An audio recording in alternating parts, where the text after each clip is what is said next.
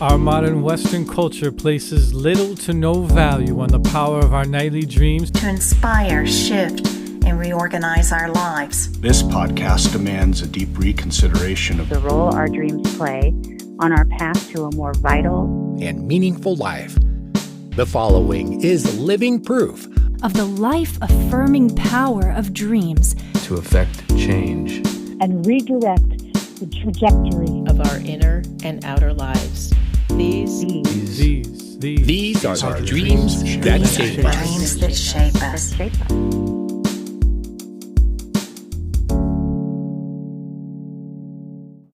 When you dream, you meet up with a part of yourself that waits in the background and watches as you go about your day and can't wait to get its hands on you at night. At night, when you're asleep and relaxed and undistracted. When you're ready to say, okay, now's a good time to take a good look at myself. And that part of you says, great, let me show you what's most important for you to know, to be aware of so that you can live your life better. First item on the agenda is your self-image, your sense of who you are and what you're here for, what sort of life you want to live. And if something about you needs to be fixed or you have unfinished business, you can bet that you'll dream about it in such a way to deliver just what you need. That's what happened to our guest, Georgia, during a pivotal time in her life. And she met up with that part of herself that had seen everything that had happened in her life and knew just how to deliver the medicine to help make her better. There is so much more to this phenomenal story of how dreams shaped her life. I'm J.M. DeBoard, your co-host. Now here is my co-host Steve and our guest Georgia. Enjoy the show. All right, ladies and gentlemen, welcome to another episode of the Dreams That Shape Us podcast. I'm Steve Ernenwein, and I am here today with my good friend Georgia Palmer. We have a hell of a story for you today. I'm really excited to drop in here with her. If you are new to the show, we are the Dreams That Shape Us. I'm one half of the Dreams That Shape Us, and our podcast is seeking to obliterate the Western myth that dreams mean nothing by offering story after human story, showing just how meaningful dreams are in shaping our lives. So thank you for being with us here today, and everybody who's been joining us all along, thank you so deeply. So excited to have everybody here today to listen to this another amazing story of how dreams have truly shaped someone's lives. What I know about the story at the moment, it's going to be a wild ride, so strap in. And yeah, how are we doing today, Georgia? I'm doing well. Yeah, I'm a little bit nervous and anticipating what's going to come through. Oh, yeah. All right. So yeah, I don't know. Where do you feel like the story picks up for you? I guess I can start from the very beginning, from childhood. Yeah. So yeah, my connection with dreams has always been really strong. I've always been a very strong, vivid dreamer. And as I was a child, I think the way that dreams really point themselves out to me at that age was I used dreams to kind of wake up from nightmares. So I used lucidity to wake up from nightmares when I was a child. I've always been a really light sleeper. It's kind of been a blessing and a curse. So same here. Yeah, the way, yeah, it's great, but it means sometimes you're pretty tired. Yeah. But I remember, I think around, 4 or 5 dreams a night usually. And so, yeah, as a child, I think, it came from sleeping in a bedroom alone from a young age and having that kind of hypervigilance of sleep, maybe some stuff about safety and security. So I was always a bit like awake during sleep, ready to bounce, Mm. And I guess that's also part of this whole story and that kind of unfolding of coming into safety and comfort within the self. So yeah, from a young age, I was very vigilant in sleep, which meant I had very vivid dreams. So I would explore many kind of dream realms, which felt kind of out of my depths from such a young age, from my understanding of life. It was always this completely different thing to me. It was like, okay, I have my life as me, Georgia, little girl. Mm-hmm. And then there's some part of me that wakes up when I'm asleep. And if I'm imagining and daydreaming in the day, that knows more than I know and that experiences way more than I ever believed that I would experience. Wow. And yeah, so I started to have nightmares as we do as a child. I think there's another thing as well to point out and note, which kind of feeds into our story of. So when I don't know what age I was, but at the age where you become curious about death, I don't know if every child does that, but asking your parent, what's it going to be like when I die? What happens when we die? My son loves bothering my partner about that. She's like, please stop talking about you dying. Like, I don't want to think about it. But he'll like sing songs about dying. You're like, I'm going to die tomorrow. Or like, just like, and we're like, what the hell, dude? Like, why? Yeah. I think it's interesting, isn't it? This like fascination, or maybe we never thought about it. And then as the psyche comes into more consciousness, it's like, oh, okay, sometimes I can be conscious and sometimes I can't. I'm not. So maybe when I go to sleep. So what is that? I know. So, I posed the question to my mom, and I think, bless her, like she does the best, and she's not lying in what she says. I think it's her belief at that time. So it was, her response was, it's like going to sleep and never waking up. Oh man. So me, that like terrified me to the that's core. heavy. That's a heavy way of dropping that. And I've stuck with that, and so what happened is like, I was like, wow. So when I go to sleep, I lose consciousness, I have no control, and I go into the void. Oh my God, this is the most terrifying thing I can ever think of. And so actually I became quite afraid of sleep, afraid of dropping asleep, and I would try and fight it. And so, yes, as a child, my dreams, they were just so powerful in their teachings, but mainly they were teaching, and I think it's my journey the whole time, of about courage. And so I would use lucidity, like I said, to wake up from nightmares. I would go to characters in the dream and I would say, I'm dreaming, right? We're all dreaming. Like, this isn't real. And they go, prove it. And I would go, okay, well, I'm going to wake myself up then. And then I would do this.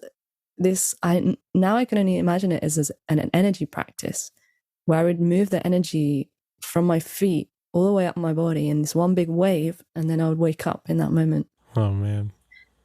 And I've used that in waking life. That's actually been a practice that has been now with me for a long time in moving energy. So yeah, that's probably my childhood experience of dreaming in there. Oh, that's so funny. Did you have the experience of like having moments like that and then forgetting about it until later when you like had more of a spiritual awakening? I think no. I mean, I always remembered. I've always remembered my dreams upon waking, and I think it was just like, it was just there. It was never something I rationalized or thought about. It was just like, oh, this is just what I'm doing. Yeah. It's just that part of me that we can't explain that happens when I sleep. And yeah, there was definitely no kind of analyzing of any of the stuff. It was just, maybe I was receiving some sort of, I believe that the dreams were teaching me from that age already, just how to navigate the dreaming realms. Wow. Very cool. Yeah. So as you move forward from there, like, I know things get pretty heavy for you as you approach your teenage years. Yeah. Are you ready to move into that? Or do you got more to say? Yeah, definitely. Well, we can jump in. Yeah. So, I think there's a backstory a little bit just before of kind of growing up, and my parents separated when I was, I think I was about 7 or 8, something like that. My dad moved away, not away, but out of the house. He lived in a van, so he was always close by. We'd always see him. But there was another shift there in the sense that another level of security was lost. And I found that really difficult as a child to manage and to handle. And my kind of response was a story which I'm still untangling, which I'm sure a lot of people understand, is kind of avoidance, like the attachment style of avoidance, dissociation, just kind of holding everything at bay because of the pain and the betrayal that I experienced. So my relationship with my dad from that age kind of, it started to melt down really a little bit for me personally, and the way he experienced it, just because I guess I experienced such a big betrayal, and as a child I didn't know how to work through that, and he maybe didn't know how to talk to me about that either. Yeah. So the years up until what we're about to talk about, I think I was disconnecting from life slowly, and was feeling the oncoming of something which, I would never have thought about. So when I was 13, my dad passed away. 12, actually. So when I was 12, my dad passed away.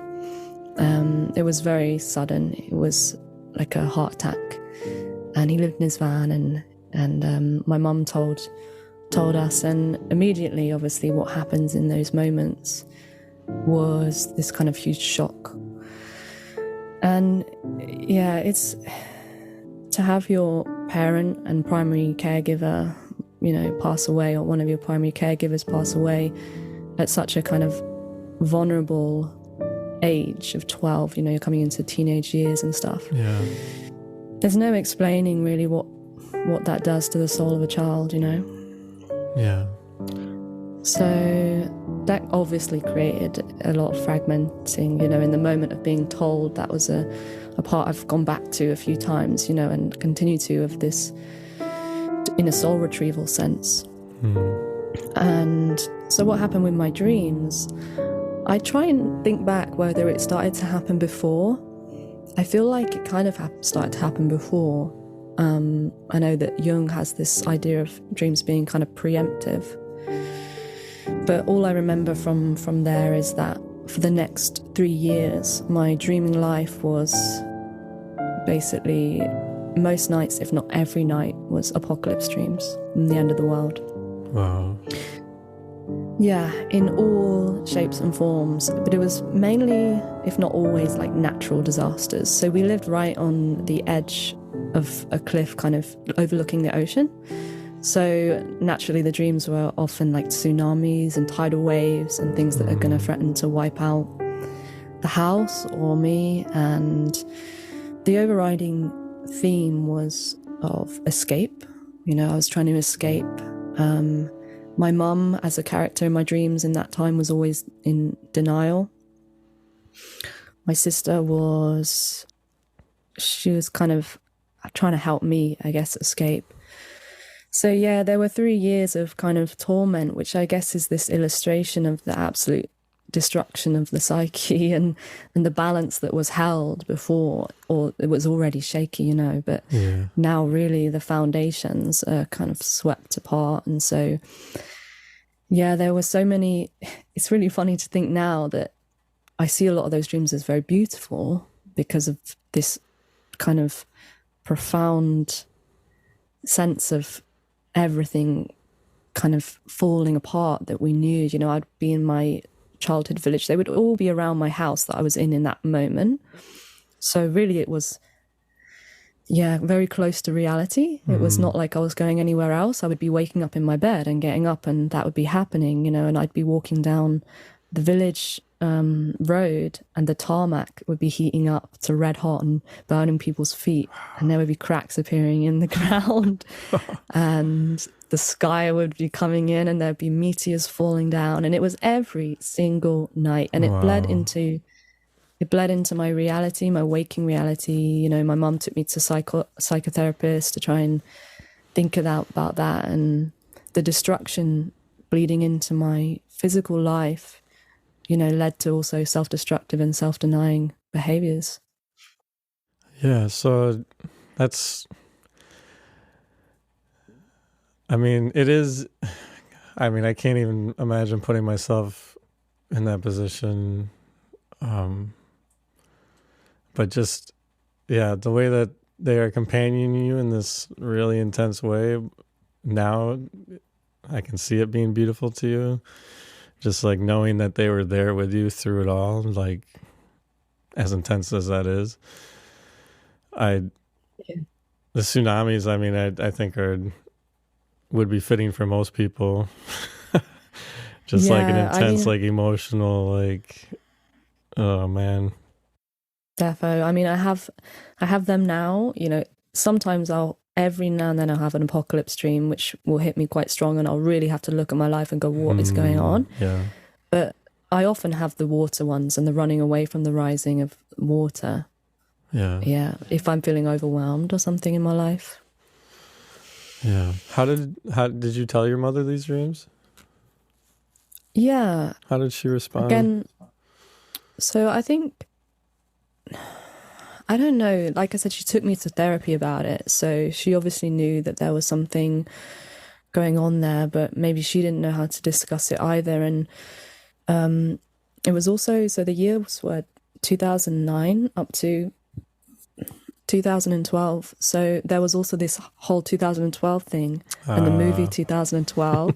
So I actually became like a little bit obsessed because I had no choice. My whole sleeping reality was about that.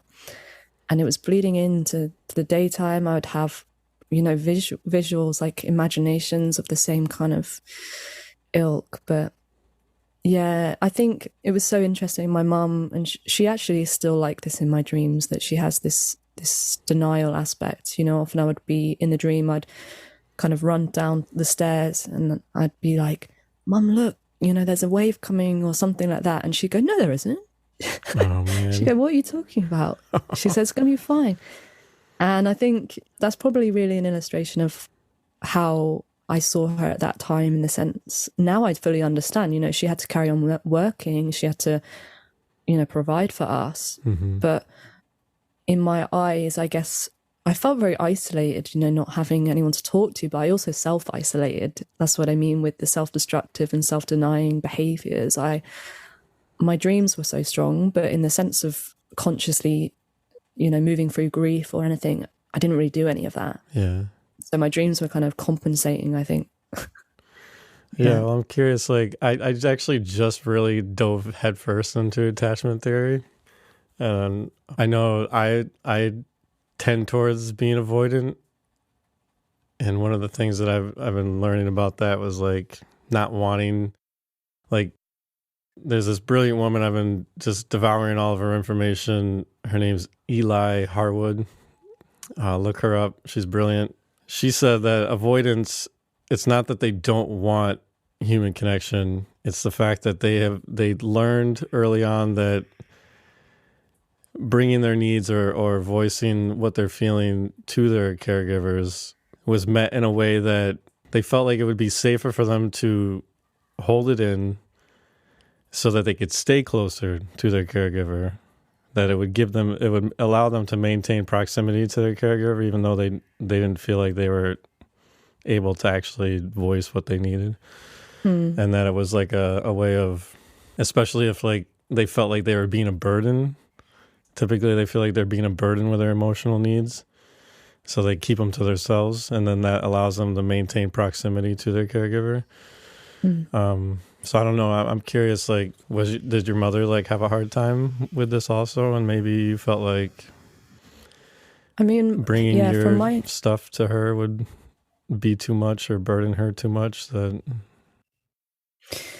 Yeah, I think from again, as well, diving into the attachment stuff, it kind of came to me that maybe like systemically as a culture in the West, we've kind of tended towards avoidant a little bit more. Yeah, because we're not really taught how to process emotions, talk about emotions, live in community, share like family housing. You know, it's kind of something that we're not really living in communal times anymore.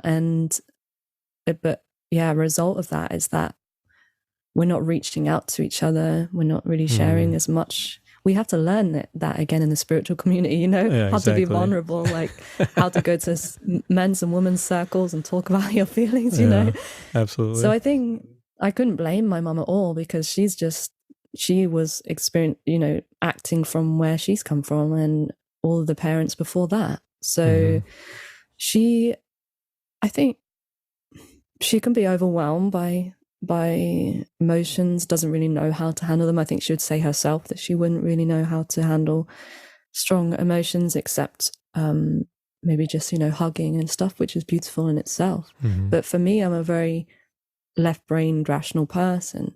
So I needed to have help in fitting things together, maybe.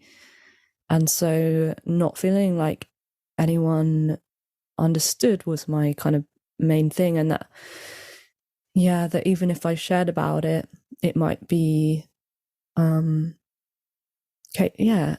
dumbed down in a way. I was very in my mind, I was very intelligent and thoughtful and conscious from quite a young age. And I think obviously a lot of people, when they speak to kids, and maybe this is a lesson, is that we kind of dumb things down or simplify them a little bit. And I actually wanted to hear the real deal. I wanted to get the real juicy stuff. I wanted to have that authentic talk from someone who has gone there, and so there's definitely no blame on my mum. I think it's a cultural issue, really. Yeah, for sure. Yeah. And so there was a few things in my life that kind of, it made me go into that patterning a bit stronger. Like I said, with my dad leaving, I think I had a tendency to avoidance anyway, or I think the beauty of avoidance is that it's self-contained. It has this I feel I've always been very, I had a good connection with myself, maybe because I had to, so I've always been like that. But there were things that kind of, I guess, pushed it more into the shadow aspect, like my dad leaving, and a few of the ways in which, when he was alive, which I've only wanted to admit really recently, the ways in which he managed my emotions also could create some of those patterns. And then obviously my dad dying, it was that can add even more, because I'm retreating entirely. The way I did it, I retreated into the self and didn't want to look, Yeah. But my dreams, they were kind of saying to me for many years, you got to look, you got something to look at. And that's when it got to the point where it was so strong that it just bled into my waking reality. It was like I couldn't not look. Yeah. Wow. Yeah. So how did you move forward from there? What happened? It kind of felt, I think at the time I did feel I didn't know how to move forward. And so there was the 3 years, I guess, of holding this difficult balance, like I said, going into very self-destructive, habits and behaviors, alcohol, sex at a young age, which also just added heaps onto the trauma, Yeah. didn't do well for myself. But I guess that's just, again, it's another reflection of our culture and how it doesn't hold these things.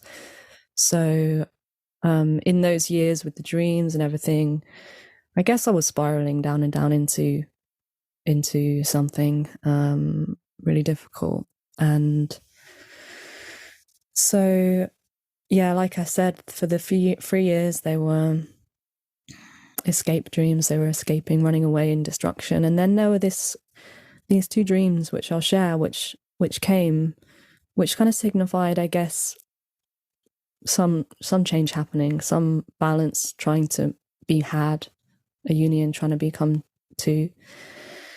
And the first one, the more I think about it now, I feel like both of these dreams are what I call medicine dreams, that they hold like a really potent medicine for our whole life, and also for maybe, wider humanity, just as collective. These are I feel like they're very collective dreams, and they're medicine dreams for me. And the more I think about them, the more they have relevance for now. So I guess I'll go and share the first one. So this one was actually inspired by something that happened in real life, which is really funny. So in waking, my sister's partner at the time, he had, he was a bit like anxious. He had some anxiety and stuff. One night he woke me up in the middle of the night and was like, Georgia, come look at the moon. Something's weird is going on. So I'm already like, oh my God, the end of the world is everything, so this doesn't help. So we run downstairs and I look at the moon. So we had this lounge with these bay windows that overlook the sea. And we look at the moon and it's red and it looks like it's falling into the ocean. And it's kind of freaked out for a while, but then it was like, oh, it's just the moon rising. So that was what inspired the dream, I think, to happen. Wow. And the dream was exactly the same thing. So I got woken up in the night and I think it was my sister, and she says to me, come downstairs, you have to look, something's happening. So I come downstairs and I go into the living room with the bay windows and I look out and it's nighttime, and below me, so in the ocean, priests had lain fire, what would they be called? Fire torches of fire. They had lain them in the sea, one by one, in two lines either side of each other, pointing out, like making a channel, a chasm towards the moon. And the moon itself had kind of fragmented and it was all falling apart, but it was just sitting there above the sea, really close. And it was kind of slowly floating and moving around all these fragmented parts of the moon. And around the moon in a circle were all these symbols of all the different religions and spiritual symbols of religions, all in a circle around this moon. And I just was looking down at it, and it was this ominous feeling, but there was beauty to it. It was like, again, there was this feeling of, wow, this is the end of something. We can't really carry on if the moon, I don't know how that works, but It doesn't feel like we can carry on with the moon like that. But at the same time, it was being honored by these priests. They were, I don't know who they were, but I just knew they were priests, and they'd lain these torches there so that everyone would be focusing on that vision. It was a vision, it was like, wow, this is a sacred vision. Wow. That's really something. And for me, I think that now looking back, it was a kind of a symbol of unity, trying to make sense of these things which are fallen apart, the moon falling and fragmenting. It's a little bit myself at that time. And the coming together of the religions, I guess, could be seen as, our beliefs or thoughts or anything. That's why I feel like it's a medicine dream, because it's like, wow, I mean, look at now with war and everything and all the religious fighting and this symbol of like, something's fallen apart, we need to put it back together. Maybe it's the unification of all these things. Yeah, that's such a beautiful, beautiful dream. And when I was reading it yesterday, I was just like, wow, that I mean, especially, if we're looking at the moon as like your emotional life being fragmented, but being held in this like very spiritual, unified energy, felt like, I don't know, just felt like this beautiful like image of, kind of like you said, like an ending, but maybe also like a new beginning, or like I loved your sister being like, come down here, something's happening. Like there's something happening that you're unconscious, like you need to bear witness to like this thing that is happening in your life right now, that like this is an important moment for you. So I was going to ask you, based on how you just told it, I don't know if this would be true or not, but does the torch, I don't know the right word for it, but like pathway, does that feel like, so I don't know where you are in your journey with this, but to me it almost felt like it was an invitation for you to move closer to what is broken up for you, or like the fragmentation, and like maybe it's time for you to do the work, or like it's time for you to like put it back together somehow. Yeah, definitely. I think I actually remember in the dream, like, wanting to go down and go in. You know, that was actually a thing. Wow, okay. That I wanted to do, which I guess is such a different reality from the denial and the running away. Yeah, exactly. Yeah, it really felt a shift in this. And it's so interesting how it was just through time, you know. I didn't really do anything in those years because I was in denial, you know, I was in whatever, but it was just time. Yeah. And I feel like the psyche has its, you know, self-regulating stuff, and what do you call it?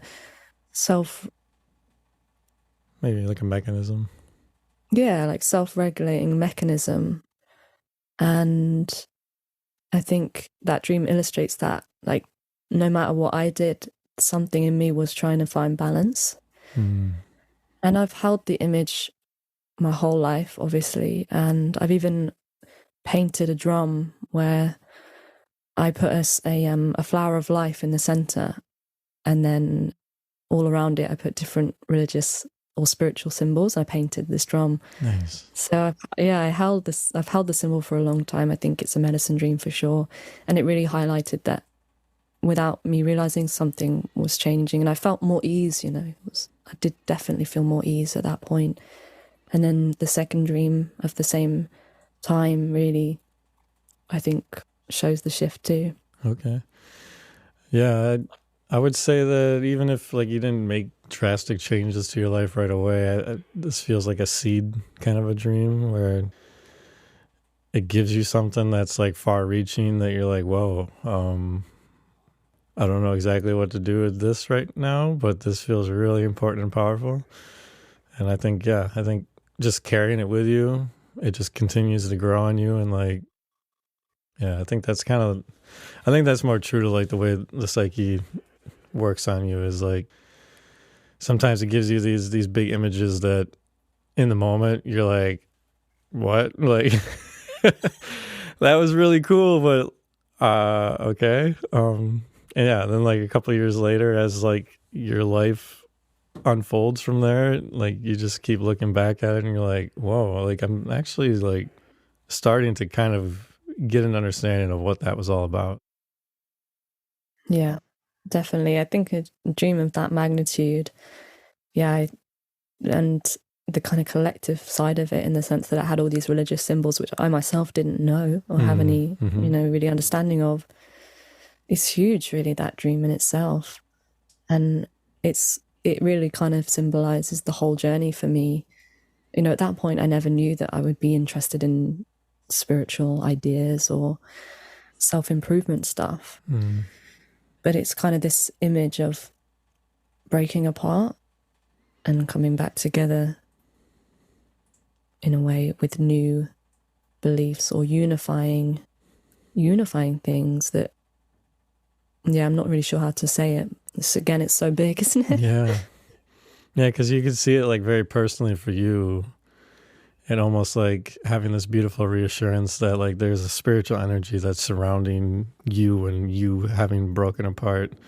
But I just like had this ping of like, if it was to be a collective dream, like that maybe the moon symbolizes the way that all of us as humanity have, like it's fragmented, and it's our job as a unified whole to come together to put it back together. So, definitely. Yeah, that's really wild. Yeah, it's magic. So yeah, let's hear this next dream. Yeah, so the next dream, these two kind of symbolized the end of the issue of these apocalypse dreams. You know, this was the kind of the conclusion of what was trying to be told. So in this second one, so I'm walking down my town road into town, and it's like everyone knows that it's the end of the world, that it's going to come very soon. And I think it's planned to be, you know, tonight. There's maybe a time that people know, okay, it's going to happen. And I go down to this field, which in real life, growing up, there were little festivals held in this field. It's like a football field next to my school. And in the field was this big celebration going on, this big party. There's kind of a party for the end of the world. And everyone was in there dancing. It had this air of, in the first Lord of the Rings, in Hobbiton, they have this party.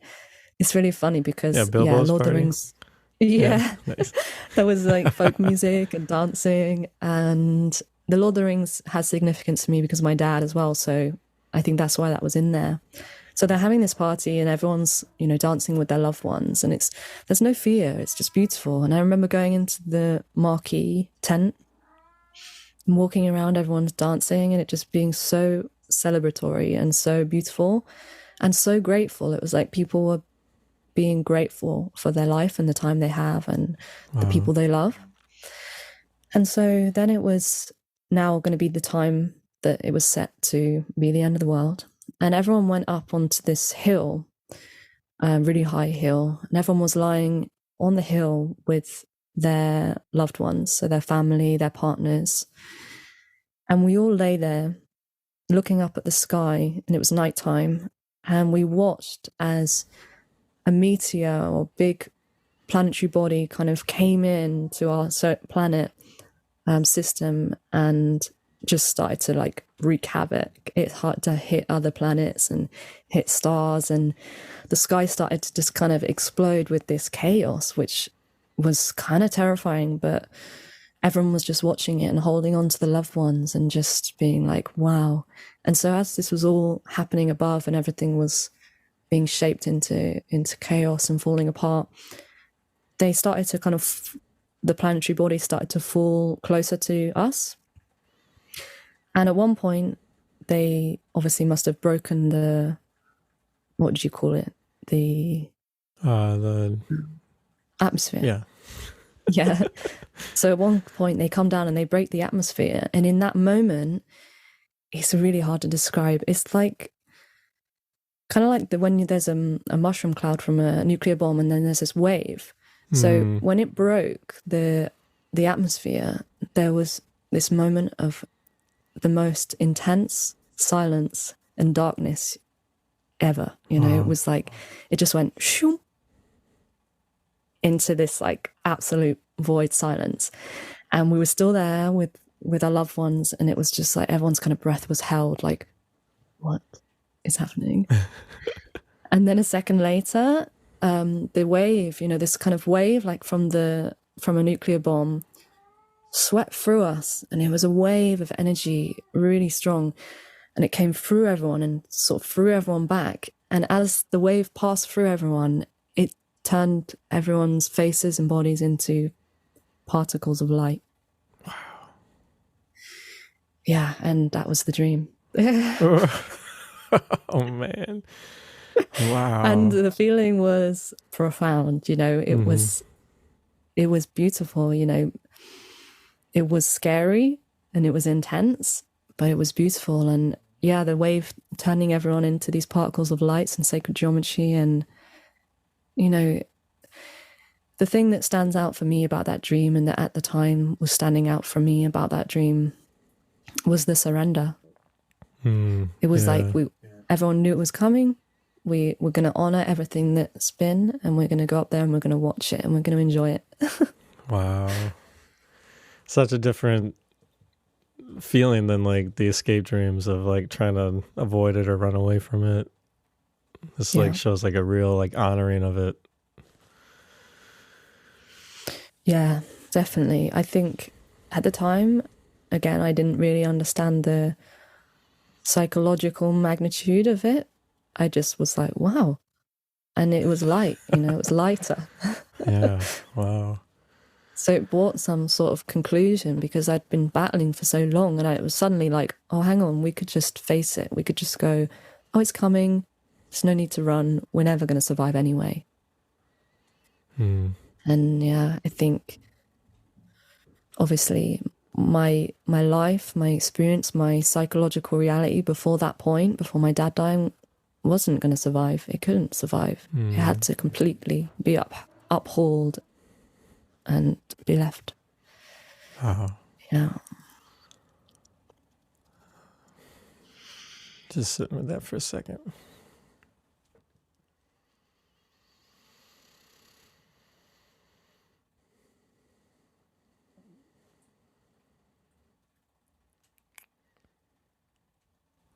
Man, it's really intense, really beautiful. Yeah. I think, again, that's a medicine dream for me in the sense that, yeah, it's that idea of surrender and courage. It took so much courage for everyone to go up to that mountain and watch the moment, you know, and that moment of silence and the void, which is much like the fear I had of going to sleep, you know, that moment of dropping into non-awareness before a dream comes. It's scary. You have to surrender. And I think it's taught me over the years a lot about facing the things that are scary, facing the things that are uncomfortable, trusting that there's maybe a moment of complete chaos and non-understanding, and then a moment of like, where do we go from here? But then ultimately what sweeps through is just profound. Yeah.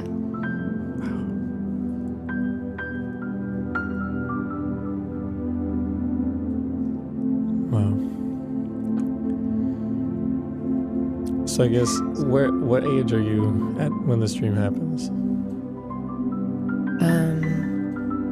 15 or 16, 15. Okay, so that was just a couple of years after everything happened.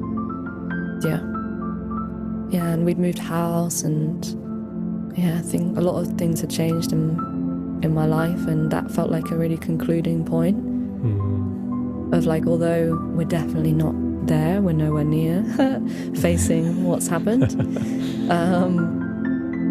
The ultimate, like the beginning shock and the unbalance is finding a ground now. Gotcha. Okay. Wow.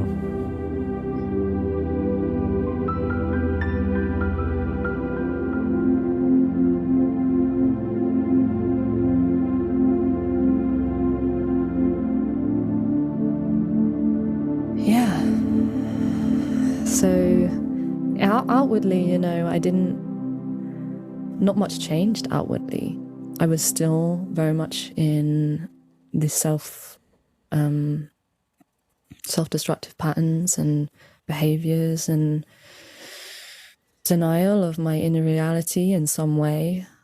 So it's so interesting that not much changed yet, but the whole, you know, I think the whole story that we're talking about today is that the psyche, the unconscious, is doing its own work. And if we somehow make space for that, or even if we don't, it still happens.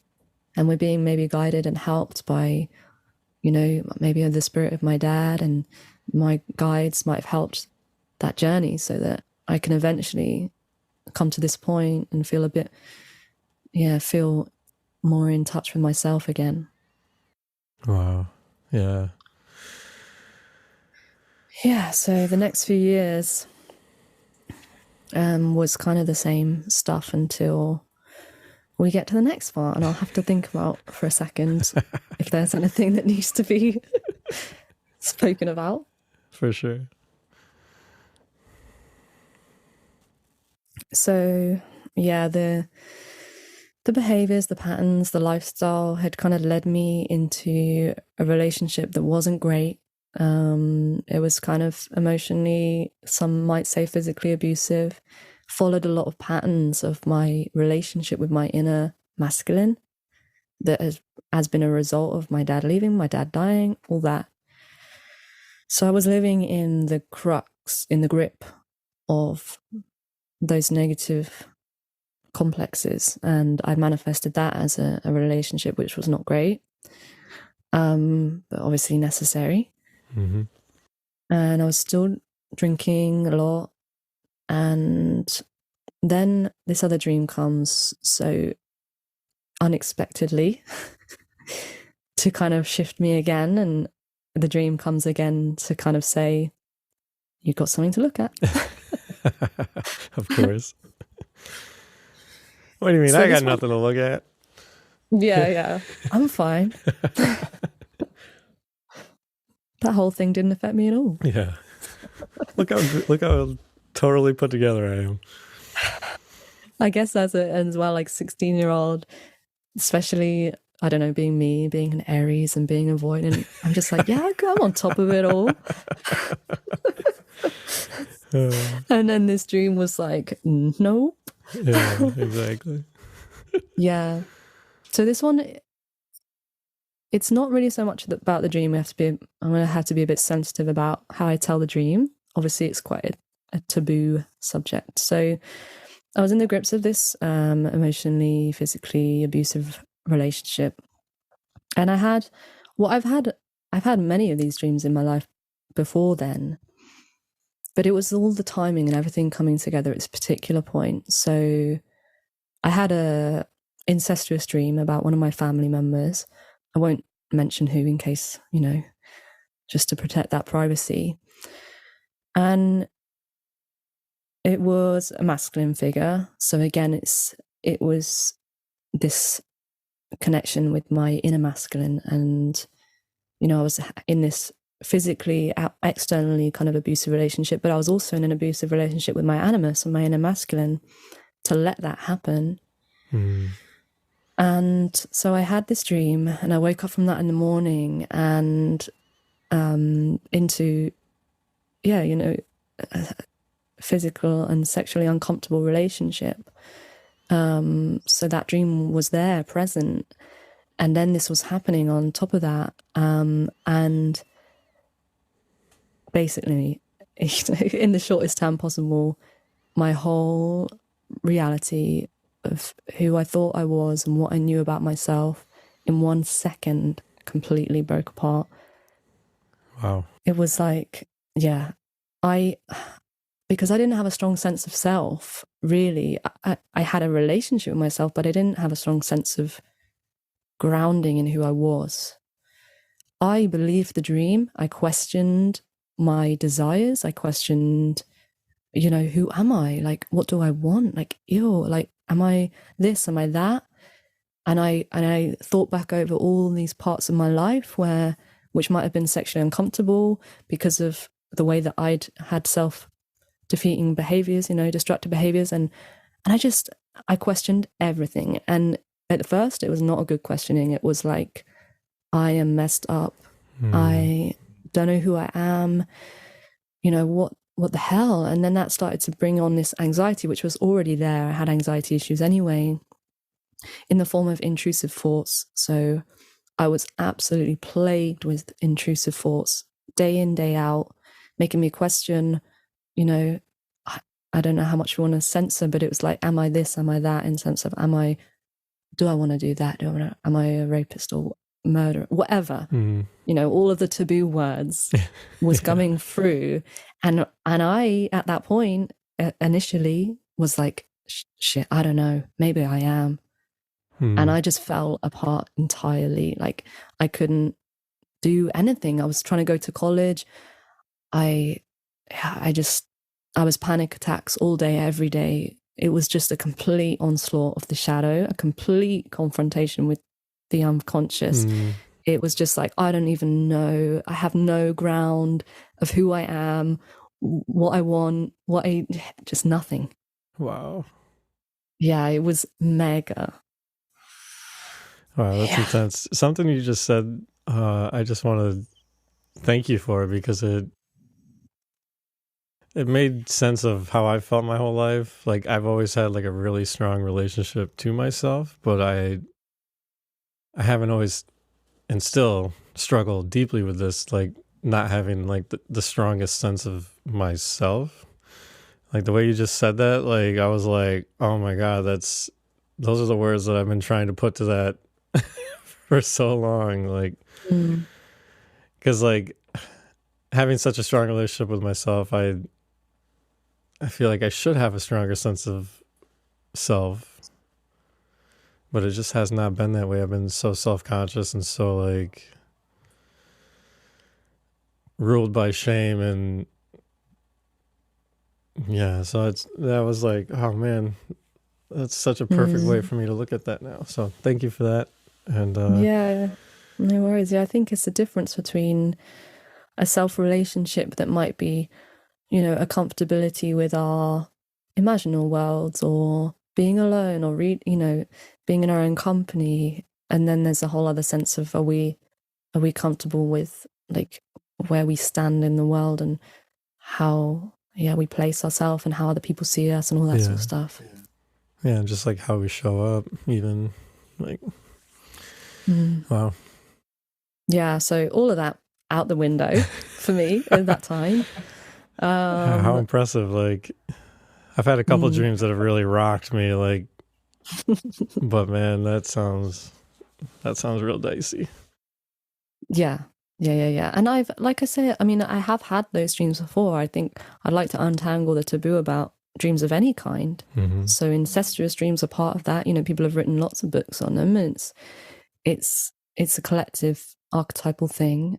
But yeah, if I try and unpack that dream, you know, I can get to a few little things about my masculine and everything. But really, I think the purpose of my unconscious bringing me that dream at that time was to completely rock the boat and to break apart everything. And it did well. Definitely did well with that. So yeah, I was in turmoil. You know, I really didn't know who I was, and it's kind of like everything. I don't know what it was. It was like the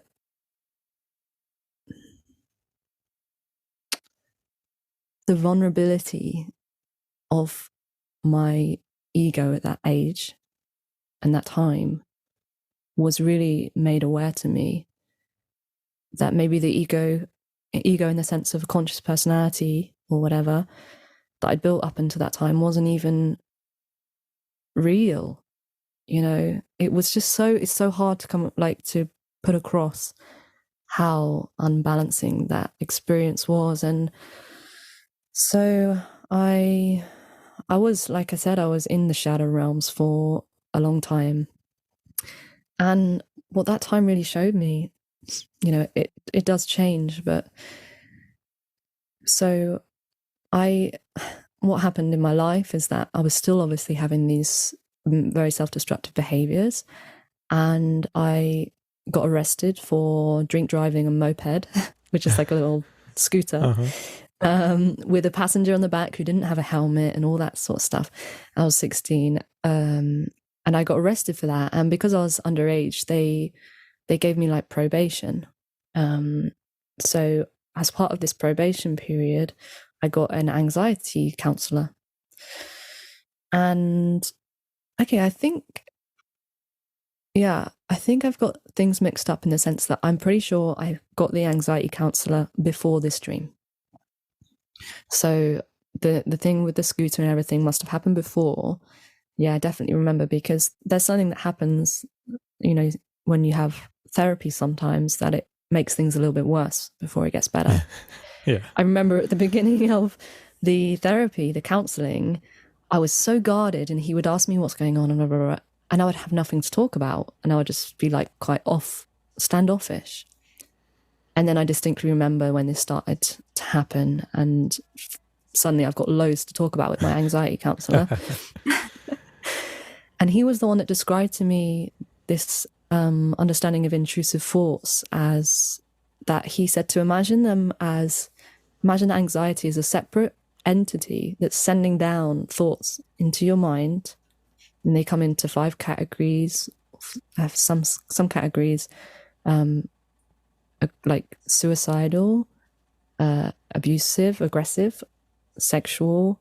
I think that's there's a few categories. I can't remember because I was just focused on my own one, but he gave me this understanding to separate from my mind and to step back and go and to question all of the thoughts and question, you know, what they were trying to tell me about myself. Oh, is that real?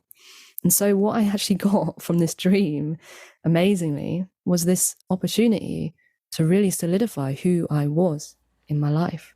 Wow. You know, I had to go, what are my values? What do I like? You know, what do I want to bring into my life? all these fundamental kind of who am I questions, I had to really look at, because the thoughts were trying to tell me all this other stuff from the shadow realms. And I think I tuned into the collective unconscious a lot, the collective shadow. Mm-hmm. So I really had to actually rationalize and go, who am I in the face of this? And do I agree with those thoughts that are coming in? So how can I separate and go, okay, well, if I know for sure that I don't believe that, then I'm just going to let it go. And slowly, I kind of built some sort of foundation from that. I started to just be able to differentiate. And this teaching of that time in my life, it's like the biggest teaching I've ever, been given, because it made me see really far down the spectrum of where the mind can go, where the psyche can go, where the soul can go if we let it, if we get unhinged from ourselves, which I feel like a lot of people do. I consider myself a kind, loving person, and I got thrown down there. So it gave me a lot of compassion for people who are stuck down there, acting out from these places, because I went there and I had to look at it, and it was just, and so having that view of that end of the spectrum, really served me for my whole life, because I can look non-judgmentally, and I can also have I have such a firm standing now in who I am and what I believe and what I value, because I had to go through that process. So it's just been so good for me. No, that's awesome. Yeah, I feel like I really love the fact that he was able to help you step back and not just be so enmeshed in it, and to be able to be like, well, wait a minute. That's so good. And I kind of stumbled into that quite a few years ago, and I was really deep in doing the victim work, because I realized I think I just did this naturally. And I think it wasn't until years later I realized how effective that really was, where working with individual archetypes gave me the ability to be well, that's the voice of that archetype. That's not my true full voice. That's just one part of me. And I can step back and be no, I don't need you to take over who I think I am right now. I can look at you, and I can appreciate you, and I can attempt to empathize with that story that you think is happening. But I don't have to allow that story to own me right now. And I think doing the victim work is really hard, because your personal pain and your wounding and your triggering and all that stuff, it feels like it's such a inherent part of who you are that it feels like it's something that you can't step away from, and it tends to own us so fully that's really hard to step away from that voice and be wait a minute, this is a thing that's happening, this which has consumed my psyche for a long time. I actually can step back from it and be you're just one part of who I am. There's these other resources that I can draw upon right now. And if I can do that, then maybe I can be with this part of myself in the way that it actually needs me to be, that I can actually hold it compassionately, and I can attempt to reintegrate it into my being in a way that actually is productive and is actually really harmonious for me. Yeah, it kind of ties in there with the sense of, all those thoughts and stuff that were coming to me that could wreak havoc on someone's self-love. Yeah, for sure. Obviously, because it's who the frick am I? I'm the worst person in the world to have these thoughts. What? I've messed up, And that was what was happening at first. And through the process, with my counselor, I learned to really love on that. I'm if I can love myself with those thoughts, can I also love everyone, in the sense that I believe firmly that we all have access to the same experience. I tied into some collective experience in that moment. And my friend said something that was really interesting before. She said about, in the sense of when people have, maybe if people are a little bit more in the shadow realms in their life and stuff, she said, oh, they do it so I don't have to, in the sense that all experience has to be held within the universe, and they do it so that I don't have to. I don't know how much I resonate with that, but at the time I was like, oh, okay. I could do that. I could follow those thoughts. I could follow those beliefs, but I don't have to. And it really was separating these things. And yeah, like you said, if I put an archetype to that experience, I don't know, it's probably the devil, you know. It was like all of the stuff coming from the dark, you know, just seeping in, like woo, the black goo, I call it, the black goo. Wow. And and I had to learn to love it. I had to, you know, one of my practices that I kind of created for myself at that time was, if this was never going to change, how would I be with it? If I had to have my whole life like this, how would I be with it? Yeah. And I just had to learn to love on it. Like, oh, okay, if this is going to stay the same the whole time, I'm going to have to get on with it. I'm going to have to love it and move through. Wow. Yeah, and I think that's another lesson I've carried through, you know, my whole life, in the sense of, like you say, if there are some things that we have that are in our inner child and stuff, which maybe I don't know if we can fully change some of it. I don't know if I can ever go back and change the part of me that, you know, the child that reacted to my dad's death in certain ways. But what I can do is I can go, if this is never going to change, what am I going to do about that? Like, how can I love it, be with it? Yeah, how can I hold space for my inner child to be okay with, like, not being okay? Yeah, it's a big one. Yeah. It's a big one, you know. We might at the end talk a little bit about how it's unfolding now, but, you know, there are things which have come to light in my life which are difficult to deal with, and you go back and you go, can I ever change the part of my inner child that reacts in that way to that person or that behavior or that action, that moment? Yeah. And the more I've gone back and I've done soul retrieval in certain ways, it's like, yeah, I can reclaim that child in her beauty, but I also don't think I can ever change the response in that moment. And maybe there's a part of me that's always going to stand in that moment, replaying it over and over again, and that's going to affect my beliefs and my stories now. But how can we hold space for that and love it and not judge it, not try and change it, not let it come into our, you know, reality too much, in the sense of change everything that we do? But yeah, it's massive.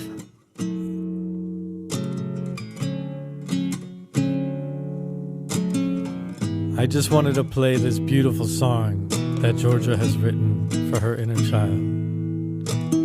May it be a balm and healing for your inner child.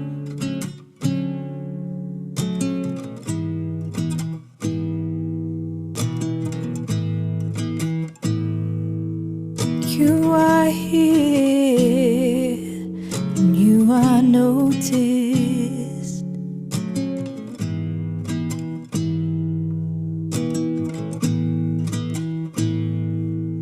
You are held, and you are wanted.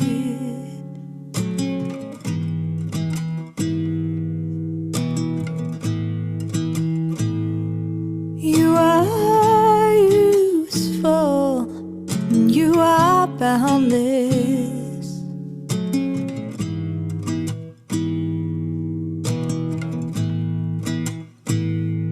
And you are beautiful, and you are felt. You are loved, you are loved, you are loved,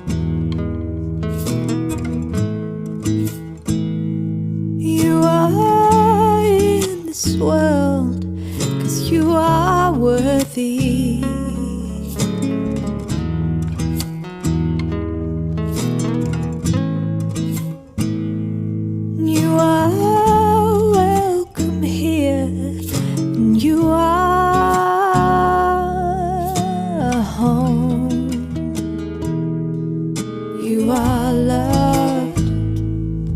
You are loved. You are loved. You are. You are loved. You are loved.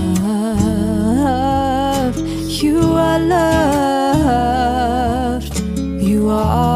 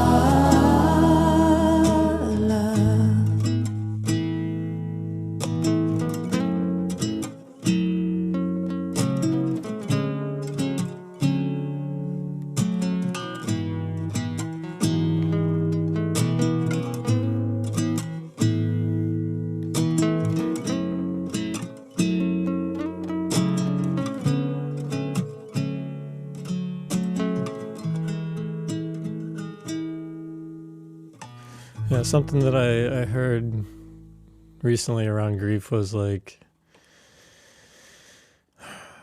how was it said? It was something like, you don't ever like get over it in the sense that like you want, like we all think that, oh, we just like get over it one day and then we can move on. But that never really quite happens, but you end up having to learn to like make space for the grief inside of you. Mm. And I don't know. I think I will always have that child that heard my mum tell me my dad has died and have that feeling. Yeah. And we can kind of open it and close it. Open it, look at it, feel it, close it, carry on. I'd recently did a course with grief, and we made space every week to open the gates of grief and almost have it as an object for an altar, the grief, the grief altar, and this is an offering for beauty. And then we close it and we carry on with our life. I don't know if experiencing it lessens it or if it just is another experience we have. Yeah, I think, well, at least personally in my life, the grief that I've finally gone into and worked with, it seems like it doesn't neuter it, but it like just developing that compassion for yourself. I think, I think there's like a beautiful way that it doesn't lessen the blow per se. I just really feel like just developing that relationship with your grief in a way is like, it takes a little bit of the sting out of it because you're not running from it, you're not avoiding it, you're not like trying to brace yourself from what it would do to you. And I know that if you lean fully into it, it gives you so much. It like welcomes you back to yourself in a way that is nourishing. And yeah, and I think the more that you do that, the more you realize like the gift that grief has for you if you go there. That I don't think grief is ever comfortable, but there's a comfort in knowing that it's not going to swallow you, or it's not going to. I think a lot of people like think if they open that up, is it going to be so much that I don't recover from it? And I think, you know, I don't know. I don't think I've had strong enough.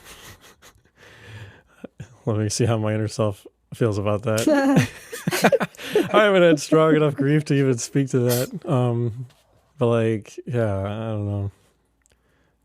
Yeah, see, like I think can't relate to having an experience in my child. The closest thing that I have right around that same age, my grandmother died, and she was like everything to me. She was just the most amazing woman. And yeah, like, but that, even that, as hard as that was for me, I don't even think I could relate that remotely close to like having one of my parents died. But I know what that grief did to me during that time, and it seems like it took me on a somewhat similar path, not nearly as intense, but just really brought me deeply into myself and really trying to, yeah, I don't know, definitely was not the same path by any means, but I definitely absorbed it really hard. And yeah. It's such a teacher, grief. It's such a strong medicine. You know, in this course again that I did recently, someone was saying, and I feel the same. They're kind of like, oh, when grief goes, I actually miss it because I miss how in touch with life I was during the grief. Mm-hmm. You know, I miss how I was so open and vulnerable because I was cracked wide open. I feel when I've had those experiences of deep grief now, I mean, not with my dad because I didn't really process it in the same way at first, but the way I've worked backwards into it, yeah, I feel like I am so much more alive to life. And it's always a journey of how I've been pondering recently how to keep that alive, you know, how to keep that sensitivity and subtlety open without having it, you know, having someone have to die or something for that to be the way in which I experience life, and that I let it touch me, I let it hurt me, I let it rip me open. Because I want that, even though it's painful, it's like I want that because that feels like living. Yeah, exactly. Yeah, and that, closing yourself off to that kind of deep feeling of life really is such a travesty that, like we talked about earlier, like Western society seems so geared towards being avoidant to that and wanting to be like, no, we're not going there right now. That puts a kink in the old Western machine to have feelings. But even like everything that's going on in Palestine right now, like for a while there, like I was like, I can't even handle that right now. And finally one day I sat down and I just watched a video that came across my Instagram feed, and I just fully let it hit me, and it just devastated me, but it allowed me to like regain some of my humanity there. It was to see this parent just screaming out because his child just died, like especially as a father, that just like, I'm like, I cannot even imagine if I was in his shoes and the whole world around me just completely blew up. And if that wasn't bad enough, now I have to actually bury my child. Like, and to have allowed myself to go there and to feel his pain. It allowed me to like recapture a bit of my own humanity that was trying to say, that's across the world. I don't have to think about that. I don't have to feel that. And allowing myself to feel that makes me more human. It makes me truer to my true soul. Yeah, I mean, what a travesty it is that we in the Western world can just, scoot on over everything, carry on with our normal life, not just with this one experience of war, but all of the experiences of war and poverty. And, we don't even look at our dead people when they die. This is what I experienced with my dad and with other people. It's like, we can't even see their body. Yeah. They take it away and they go, don't look. Yeah. No, you can't see that. I asked my mum if I could see my dad and she wouldn't let me. Again, I don't blame her for that, but it's this thing that in other cultures, it would be normal for the body to be there for days, to do ceremonies with it, to say goodbye, to process. We've been so cut off from anything that can make our little Western world look not so nice, and that is a shame, because we're not gaining from that. We're just actually missing out on this amazing experience of the other side of life, which, yes, it's a little bit dark, yes, it's a little bit scary, but oh my God, it's if we want to be whole, we need all of it. And that's been, through my experience with the dreams and everything and what we're talking about, it's like, you can't cut that part off of you because you're not going to be whole. Yeah. And yeah, it's such a shame that we are led to believe this lie of our Western society where everything's fine, nothing's a problem, we don't have to think about anything and look at that. But what are we not thinking about and looking in ourselves in that? If that's the external reality, there's a mirroring going on there. Yeah. And yeah, so my journey with the dreams and generally with my spiritual journey has been to look at that part that's not wanted to be looked at. Yeah. That's beautiful. Yeah, so if you want to be whole, you got to grieve. Definitely. And you got to be angry. Yeah, exactly. And you got to be sad, and you got to be maybe a little bit nasty sometimes. Yeah. All the nitty gritties. So yes, there I am in the depths of that experience. I'm starting to come out with these strong teachings of how to understand myself, basically. And there's one pivotal moment which I remember in my daily life, is funny, waking life, where I was plagued still by all the anxiety and the panic attacks and stuff. And I remember I this day got so bad that I had to call my therapist into college so that I could carry on with the day in college and carry on with my lessons. And then I went home and it was like, still I was feeling so heightened and, that I couldn't do anything. Nothing was taking away the pain and the anxiety and the worry and the heartbeat and horrible sickness. And I remember sitting in my living room with my mum, my sister on either side of me. And I finally showed vulnerability. I sat there and I just went, I don't know what to do. And I cried and I saw my vision kind of tunneling in, and it was like I was at the bottom of a well, like like the girl in the ring, and that was me. And I was kind of watching how the little thing of the cover of the well closes over, and I was like, oh my God, there's no way out. And what happened in that moment is somewhere, somehow, and this is how I think my life has been guided by, my dad's spirit and other guides. It's like, I could have let that moment, close the lid and that's that. And I might have, taken my life or something. But somehow in that moment, this kind of light came on. It was like a light came on inside of me. And in a second, I got this feeling image, a flash of what my life could be like and where I could be in years from now. And I got it all came in this one kind of fast moment of light. And then I opened my eyes and I was like, I just instantly started to feel better. And from then on, I just started to use my sister really helped me with getting a better diet.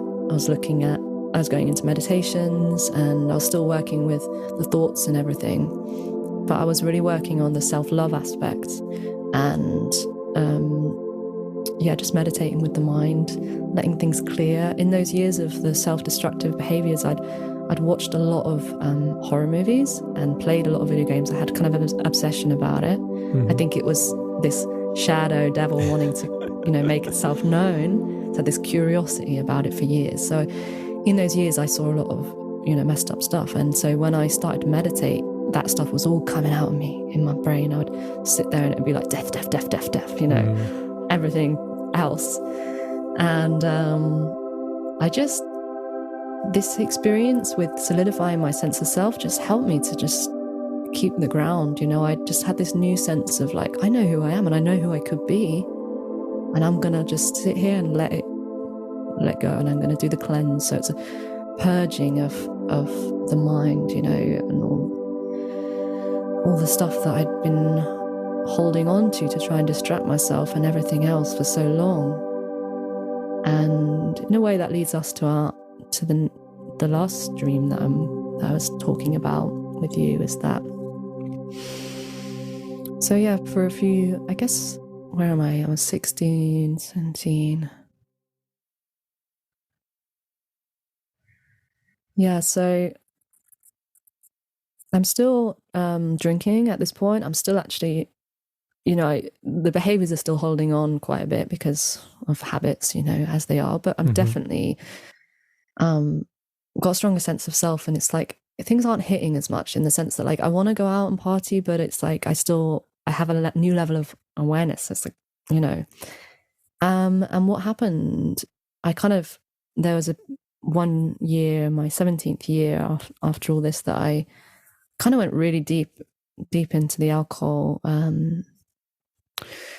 It would not be that I would drink every night, but I would be binge drinking, and I couldn't like just have one and not anymore. So I'd be blackout drunk like a few times a week. And what happened ultimately was that 6 weeks before my 18th birthday, I was hospitalized with liver inflammation. So the toxins, my liver had stopped being able to process, and the toxins were running into my bloodstream. I had yellow eyes, yellow nails. Man. I was so ill. My stomach was so bad. My obviously pain, and that was through the drinking. And I spent 3 weeks out of college because they thought I might have hepatitis or something. And I spent 3 weeks basically on the sofa. My body was completely destroyed. And I took, it's going to sound really funny, but so I stopped drinking, but I only stopped drinking for 6 weeks because it was 6 weeks before my 18th birthday. So I stopped drinking for 6 weeks, but in that 6 weeks, that was the longest I hadn't drank since my dad had died. Wow. And what happened in those 6 weeks was I gave space for something to come through that was wanting to come through, like a part of me that was stronger than the alcohol. But I carried on drinking. I drank from my 18th birthday, which is April. I drank all that summer and autumn, kidding myself that drinking straight vodka was better than drinking mixers or whatever for the liver. And so I still had one last kind of push, and I feel like in my journey that has actually been true for letting go of things. You kind of make a decision, you're like, I'm going to stop this, and then there's one final like push from the shadow or from whatever it is, from that behavior that wants to go like and hold on. So I did a final push. The last night I ever got properly drunk was it was in November of that year, of my 18th year. And that night it was just all of the bad things about drinking and who I became when I was drunk in one night. And I woke up from that and I was so hungover, and I said to myself, I'm not drinking anymore. Wow. And I didn't drink for 7 years, not one touch of alcohol. Now I can have like a half of a cider or something, but I don't really enjoy it, But but I kicked the demon in those 7 years. Nice. So Congrats. And thank you. Yeah, it was strong. But I had such a strong sense of self again from these experiences that was just like pushing me through, and it was like, I know for sure this is the way to go.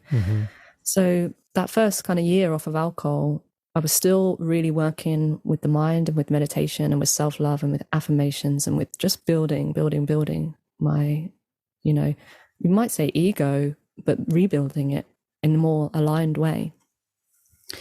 And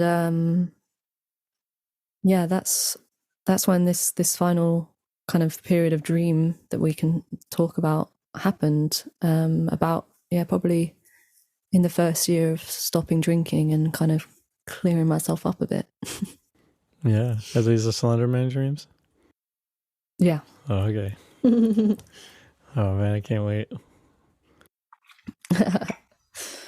Yeah, so as I mentioned, I had this first, I would say, year or 2 years of meditation was basically mind purging all of the blah blahs from horror movies, horror games, all of just everything. And a figure that stayed with me for a while was the Slender Man from this game. And I used to play that game with my friend at nighttime, and we'd freak ourselves out about it. And it's such a creepy name. Like, I don't know, it's such a simple name, but it's so creepy. Yeah, the Slender I Man. know, because he said it. So the story, of him, it's we can go into a bit psychologically, I guess, because he was apparently a child abuser who they took to the woods as a punishment, and they pinned him on the tree and they stretched him. Wow. And in the game, you are a child girl walking around the forest and he's following you. It's terrible. Yeah. It's terrifying. And you can't, the kind of aim of the game is you can't let him look at you too long in the eyes. So you can't turn around and see him. Oh, wow. So he's always behind you, and he's following you, but you can't turn around and look. Because if you turn around and look, he starts to kind of go towards you, and that will end the game. Wow. So you have to pick up these kind of notes and stuff as you walk around without letting him come into your line of sight and too close to you. So you have to run away when he sees you and stuff. And so obviously, even talking about it now, I'm like, boom, boom, boom, my heart, because he's scary. Yeah. He's scary, and is such a strong image for me, because it held all this power as he was kind of the symbol of my inner monster and a lot of things. And so I remember one meditation I had, I was sitting on my balcony and I saw him in my mind's eye down on my lawn looking up at me at my balcony. And I just sat there. I was using prayer beads at the time to just stay with it, because I had such intensity in meditation.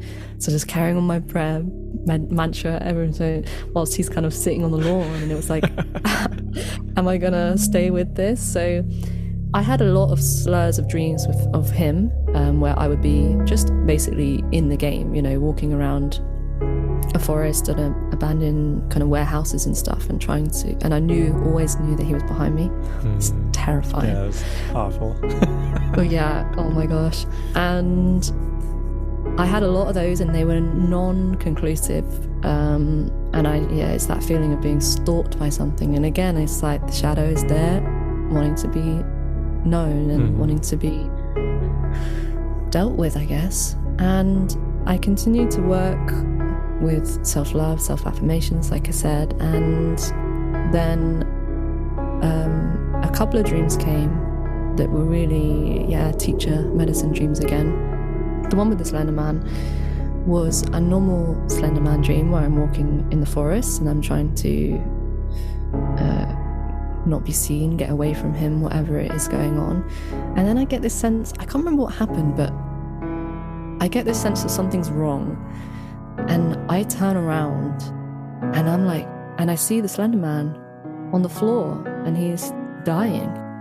Wow. And I suddenly feel immense grief and pain, and I run up to him and I take him in my arms like a baby, and I look down at him. I'm on the porch of a house, and I look down at him and I tell him, I love you. I love you. And I hug him and embrace, and I wake up. Wow. And that's, yeah.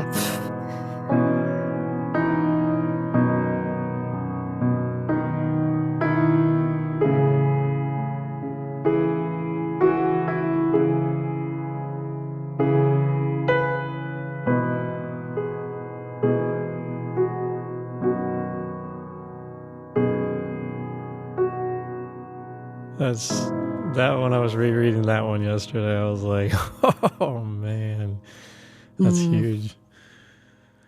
Wow. Yeah, it was so funny for me because I'd never experienced the Slender Man like that. Obviously, I'd always been terrified of him. I woke up from that dream and I was like, what? Yeah. And I felt sad. I woke up and I was really sad. And I guess I must have attached to this figure, you know, for maybe safety. I don't know. Maybe I was safe in the story of running away. You know, I don't know what it was at the time, but I felt really sad, and I loved him, like really loved him, like a part of me. It was not false. It was not like, oh, an affirmation of love. You know, it was like it was coming from the depths, and I couldn't help but cry and hold him in the dream, and it was just mega. Wow.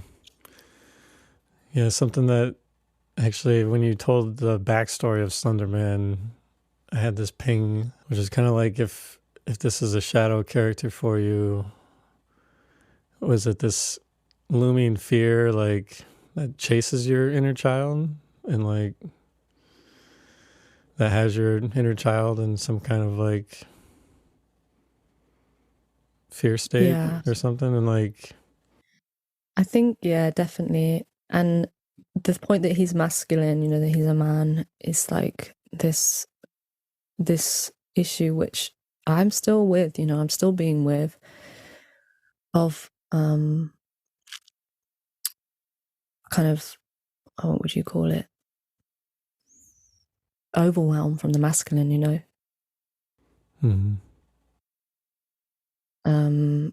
Aggression, and you know that there's this masculine principle in me that throughout my life, through the things that I've done in my life and given it reflection for, and the way that I maybe face myself, is that my animus has been really strong and can feel very, very overpowering. And I think in this dream, you know, it's like I'm a little girl and there's this scary masculine figure.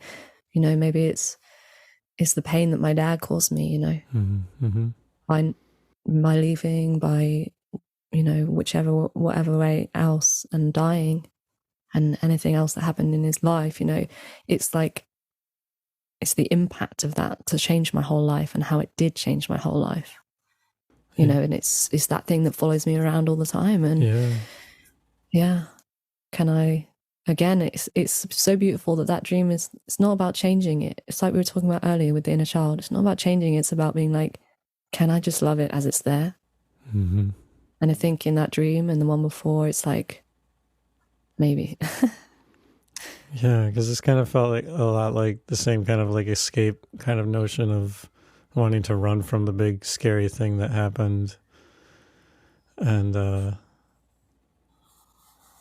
think it's just so beautiful that you finally like turn towards it, which we've seen in quite a few of your dreams now, of this process of wanting to run from the painful thing, and then eventually finding your way to coming to it and honoring it and looking right at it.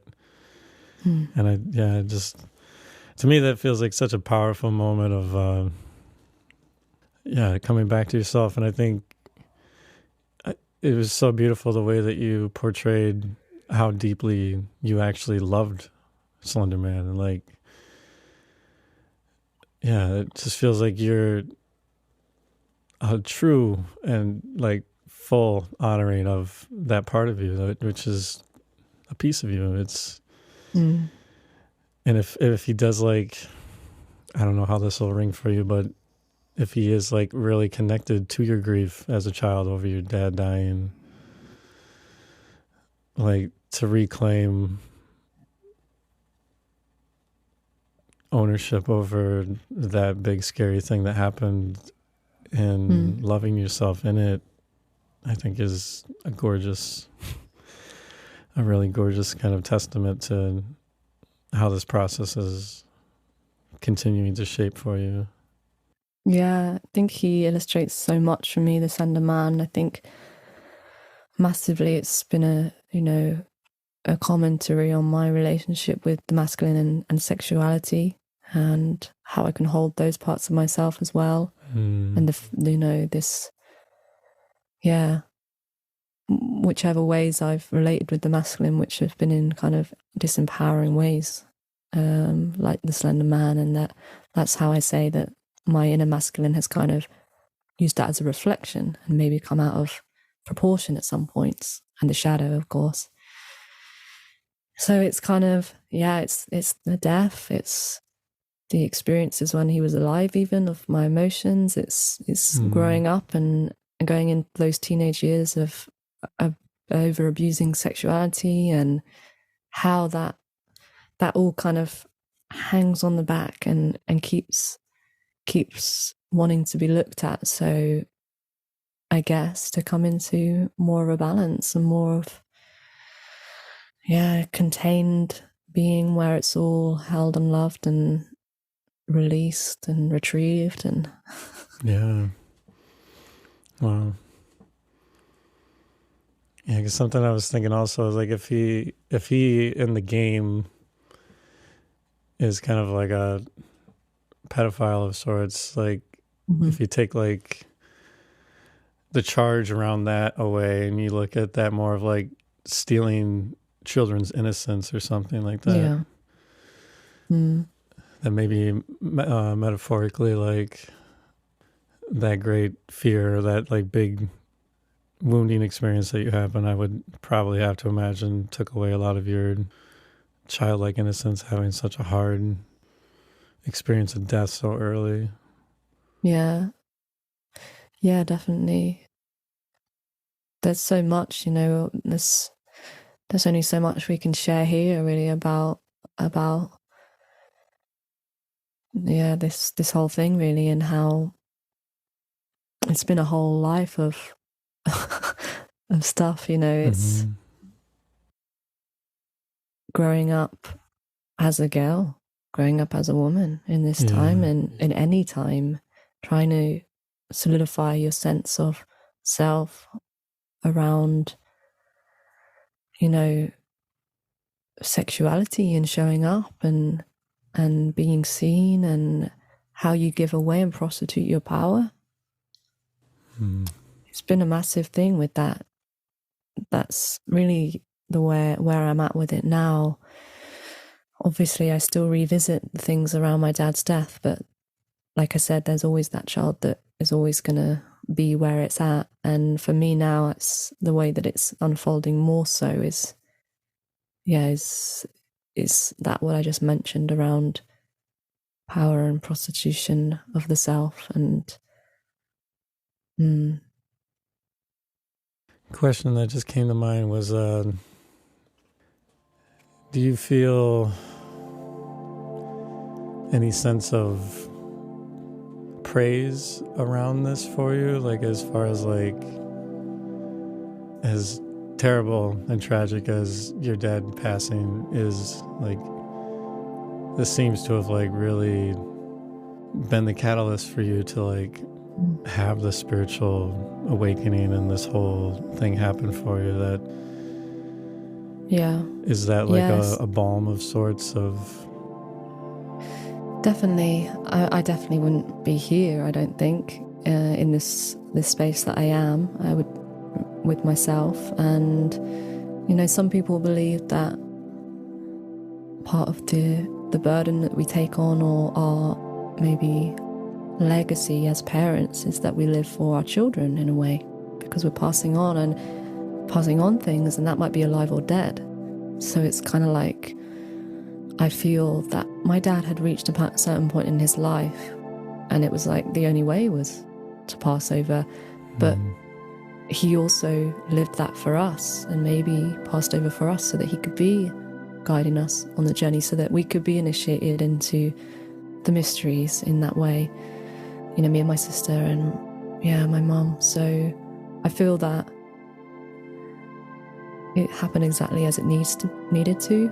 And in a way, sometimes, you know, I'm like, oh, I feel like I can't mend some parts of our relationship because he's not alive, which is difficult because it's like when someone's alive, you can talk to them about things. It can sometimes feel like, oh, there's this stagnation. But then when I remember that, you know, if you believe that energy doesn't dissipate and that we can actually still heal, if we can heal the ancestors, you know, heal with the ancestors, then actually mine and his healing continues all the time. And, you know, even the experience I had when he was alive, they catalyzed my journey, you know, with my sense of power and my sense of sexuality and all these things. You know, he wasn't sexually abusive, I'll just put that out there, but it's the relationship with the masculine. You know, he was the first masculine figure that I came into contact with and the first animus for me, you know. So I have all of him. I have to thank for everything, not only the death, but just the way my workings with life generally.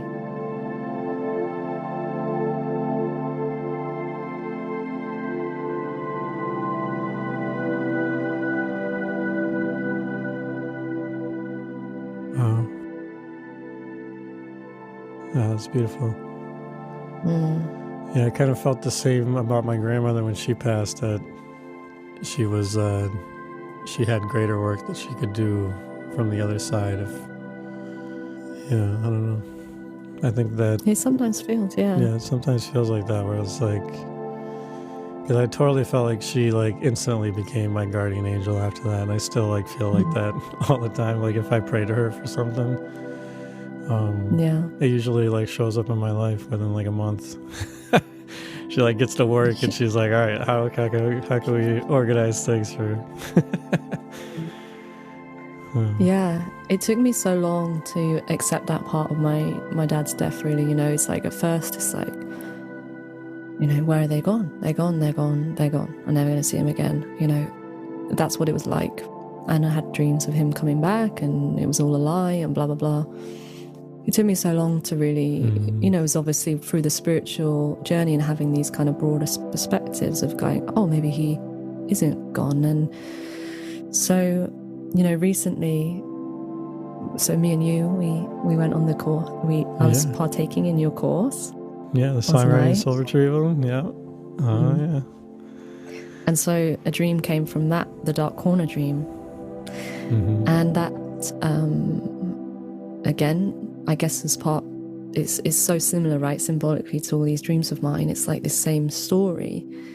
And that was preemptive in a way of my friend Robbie passing away, I spoke to you about. Yeah. So recently, it was in October, my really, really good friend of mine, a soul brother, Robbie, passed away really unexpectedly. He really struggled in his life with various things. And so that experience of having someone else die really close to me, it was the first time since my dad. And his funeral was in the same place that my dad's was. And it was like, wow, felt like this kind of circling, this retrieval. And it was a chance to do it again, you know. It was a chance to feel it differently, to really go for it in the moment, you know, to not hide it away and I wanted to, for my dad and Robbie, I wanted to do it properly this time. I was like, I'm going to do it properly. I'm going to really go there and feel it. And Robbie, like you said, Robbie immediately felt like he became a guardian, and it was just like his power was unleashed in the spirit world where maybe it couldn't be unleashed here. And through that, I got another kind of initiation into grief and the death realms. And actually, my grandmother passed away 2 days ago. So another one. I'm so sorry. It's okay. I mean, it was time, you know, have more preparation with something like that. With Robbie, it was quite like a shock, like my dad. So it brought up again the feelings of like, oh my God. But my grandma was very peaceful, and she's obviously immediately also become a guardian. And it's so beautiful how these these people can become part of like what you might call our spirit team, or you know, I've had readings with psychics and ancestors have come through, which I haven't really thought about much. You know, my great grandma or something. Apparently, she's like the big deal in my spirit team. It's like everyone has to come through her. Oh, that's funny. It's like, wow, I didn't know that. But yeah, I feel like it's really a pivotal thing that maybe someone's spirit can be fully unleashed more so in the spirit realm, and maybe it's for the next life. You know, this life was perfect for what they needed. Yeah. And that surrender, again, it's like that original dream with the meteors hitting and the surrender that is, it's like, it's circling back to now of just having a surrender and a courage and a willingness to just receive life as it is, and just to go, okay, I'm not going to turn my face. I'm not going to pretend that doesn't happen. I'm not going to look away from the dead. Wow, beautiful.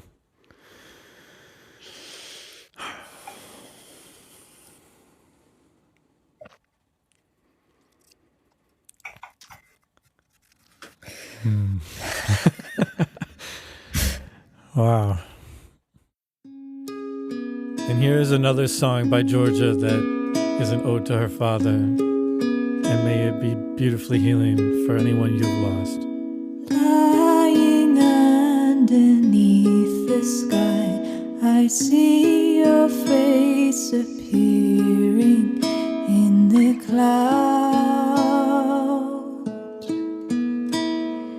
Feel the sand beneath my feet. I'm wondering if you can see me now.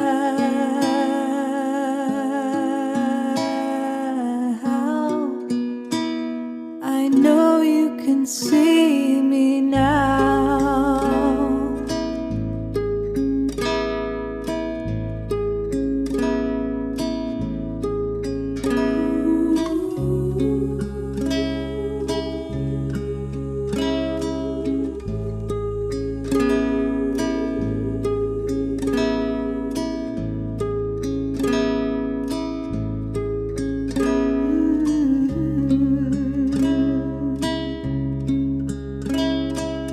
Walking through the forest, I believe I hear you whispering through the trees.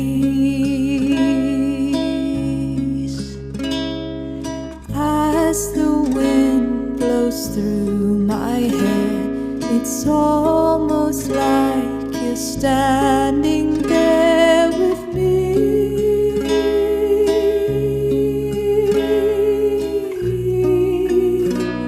I see you everywhere.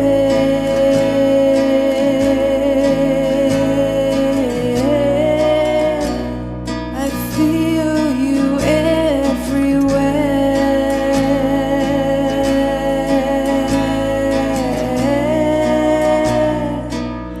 And I know you're there.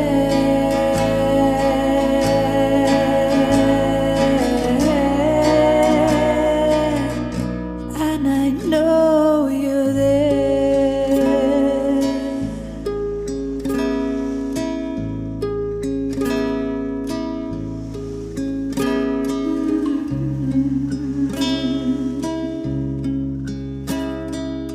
If I'm ever feeling lonely, all I do is take a step outside. That way I can feel you near me, and we never have to say goodbye.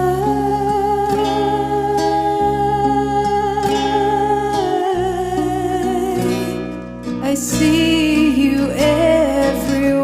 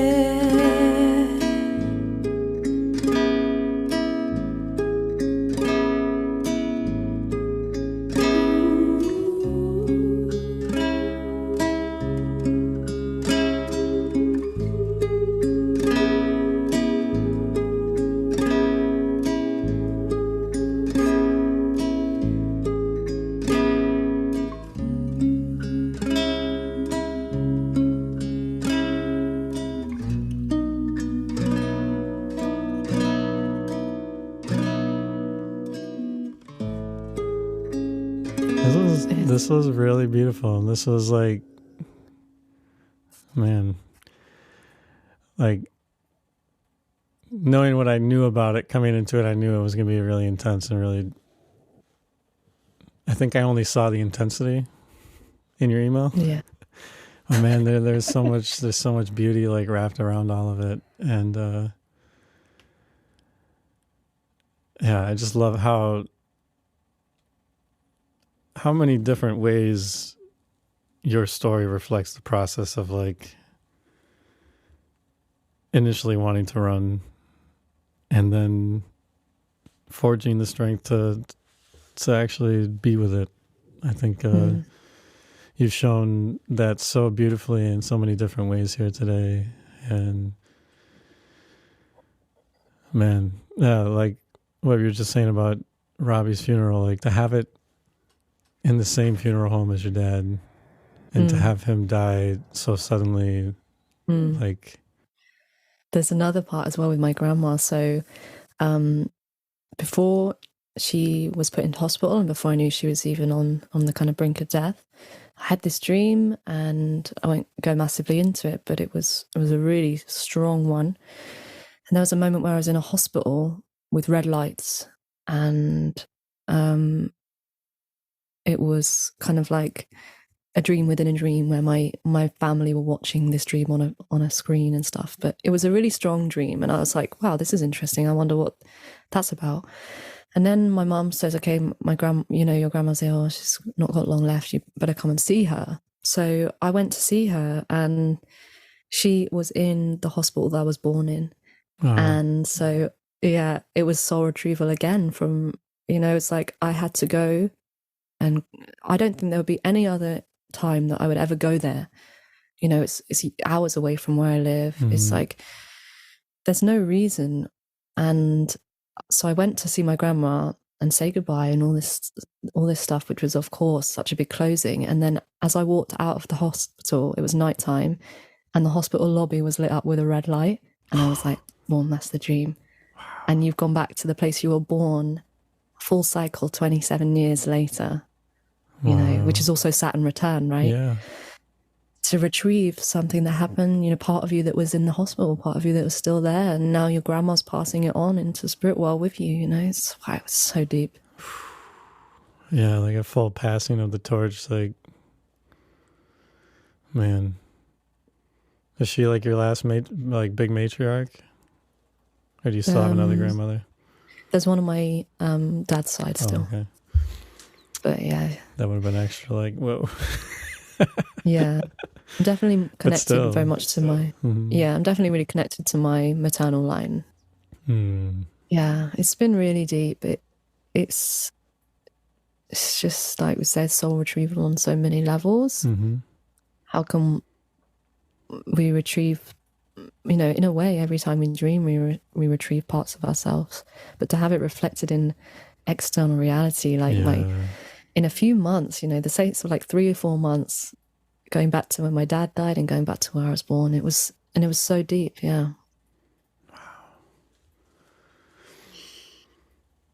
Wow.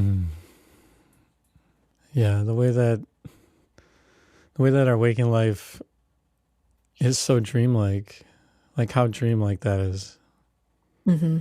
Yeah. Like that's really where I think like I'm always trying to capture like that essence of like living mythically in my waking life, and sometimes it's really hard to like understand how to like know what that looks like or like how that even happens. And the thing is that you can't make it happen. It just by living your life honestly and truthfully and like going there with it, I think that's when like the mythic kind of quality like really shows up and like really shocks you when you're in conversation with these big forces in your waking life and you go there with them. There's just like there's a whole symbology to your waking life that I think is really magical and really special to like look at also. And yeah, and it takes courage, like the lessons from these dreams of mine. It's like, I think that's how we meet it, with courage. So my mum was kind of saying to me, oh, don't bother coming to see grandma, she's kind of delirious, she won't know you're there or whatever. But I was like, okay, that's scary, but I'm going to go. And in going was when I then could tie in the dream with the red light and go back to the place I was born. And so that took me to kind of have the courage to follow the thread. Yeah. Oh, man. All right, so to wrap this up with you, I'd just like to have you sum this all up for us really in a beautiful way that is like really touching you right now. Like, how do you feel this whole process has shaped you? Like, if you could just share on your heart, like what this has all really meant for you in like a... Yeah.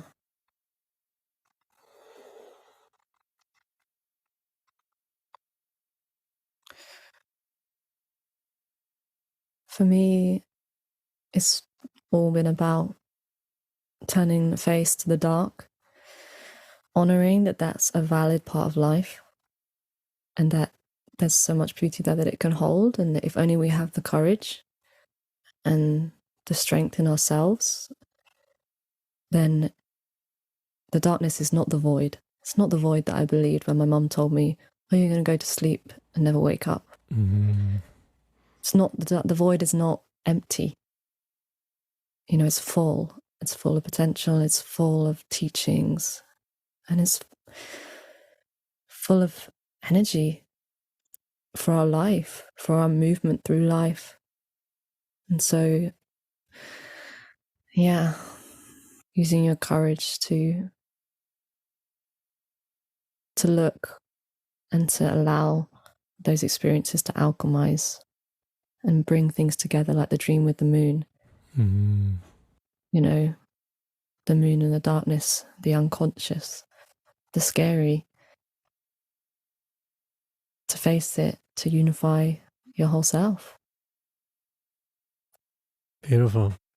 Very, very beautiful. And thank you so much for sharing everything you did here today and diving that deep into it.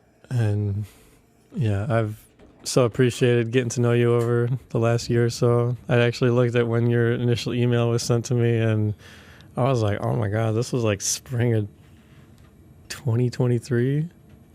Maybe it was, couldn't have been that. No. Was that about a year ago? Yeah, maybe. Seems like it was longer than that. Could have been the winter. Yeah. Yeah, then you joined my songwriting class and I was like, yeah, we're going to get you in, I promise. It's just like, sometimes this takes a long time to get around to people. I don't know why. I guess because we only do like one a month right now and I try to feel it. I try to like really be truthful to like knowing what stories feel like the podcast, if it's an entity of its own, like wants to share.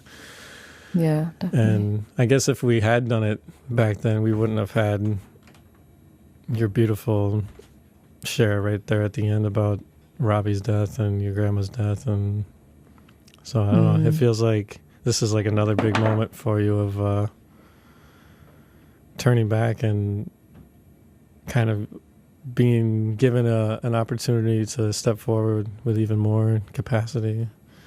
Yeah, it feels really good to honor the whole journey, and for that to be, you know, a self-love act as well. To go, wow, you've really gone there. You've really been there. You know, no matter how much your little self might want to say, oh no, you don't go there, or you know, make any stories about the normal stuff they do. In moments like this, you know, we can really look and go, wow, yeah, I've done something. I've done something here with my life, and yeah. Yeah, I think that's one of the beautiful things about the way that we've been doing the podcast is that I think most people, after they get done telling their story, they're like, holy crap, like I haven't actually had somebody sit me down and like explain it all. And so when they like really have that opportunity to be like, here it was, they're like, wow, I actually like, this is actually a thing. Like this was a huge chunk of my life that like holds immense meaning for me and immense beauty and so much healing and so much gratitude for how hard the path had to be to get me here. And yeah, it's such a beautiful ode to huge chunks of people's lives that, yeah, I just love being able to hold the space like that for these stories to come through. Yeah, and it's such a beautiful testament, you know, like you just said, that it had to be hard to get here. That's just the reality of it. You know, I'm no longer living, and I really hope that we as a collective don't have to continue living this kind of Western idea of that it doesn't have to be difficult, or that in the sense of emotionally difficult, you know, that we can just brush through and that's what life is about, and that means you've had a successful life. Yeah. I don't think that's success in my eyes. I think this is success. Yeah, absolutely.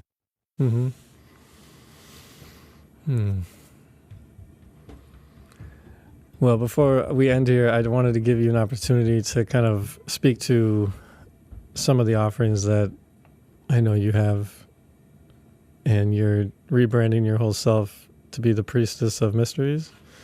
I wanted to give you an opportunity to kind of let people know if they want to, I guess, what kind of offerings you have, and then how they can get in touch with you if... So in terms of the dreams, I have a 13-week online program, which is like a one-to-one program with me, which goes through like a massive range of approaches to dream work. I've also got a shorter course on there. And then one-to-ones, I do healings, energy healings and psychic readings and card readings as well. And that's Priestess of the Mysteries on Instagram and all the usual things. Wonderful. Yeah, and we'll have some links in the show notes. And so yeah, if anybody wants to do some work with her, she's amazing. She was in my songwriting class this last summer, which, by the way, she's an amazing musician also. Yeah, so fully endorse working with Georgia. She's a real deal, and she's just so sweet. So, but yeah, thank you again so much. I'm glad that we got this finally worked out. It's been like rescheduling for the last 2 months here and there. It's all the divine timing, so that, you know, like I say, my grandma could have passed away 2 days before we do it, just to complete the story. Yeah, wow. Yeah, thank you. Yeah, so welcome.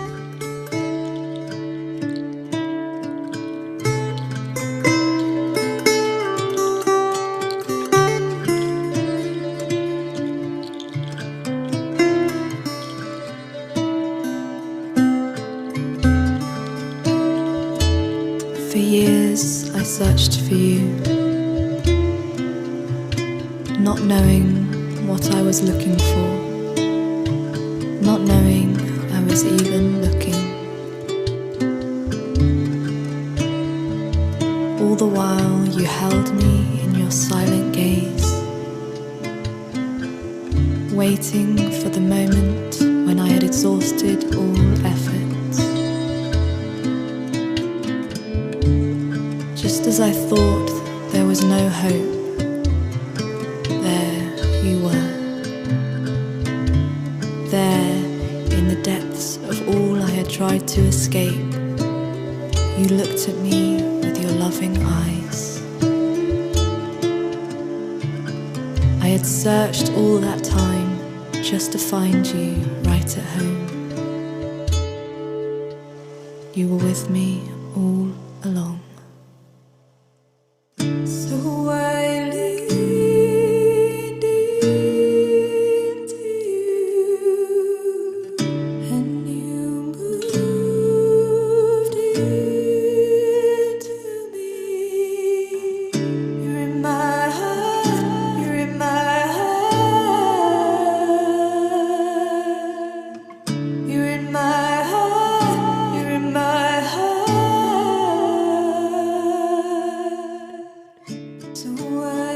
Your dreams give voice to all the various parts of you. And during that precious time that you get, you can see and experience your inner workings, how you tick. And if there's something you want to change, there's no better time to do it. Georgia remade herself from the inside out after her dream shattered her, shattered what she thought she knew herself to be. And that part of her that knew just how to deliver the medicine told her what was coming. It showed her that the end of her old self was coming. And that was exactly what was needed. The old had to pass away for something new and beautiful to grow in its place. It's like kintsugi, the Japanese art of remaking broken pottery. You can take the pieces and put them back together and make art out of it. Speaking of art, Georgia has her art available online at Bandcamp. Look up Georgia Palmer at bandcamp.com and her album Coming Back to Love. Isn't that really what this episode is all about and what her experience speaks to?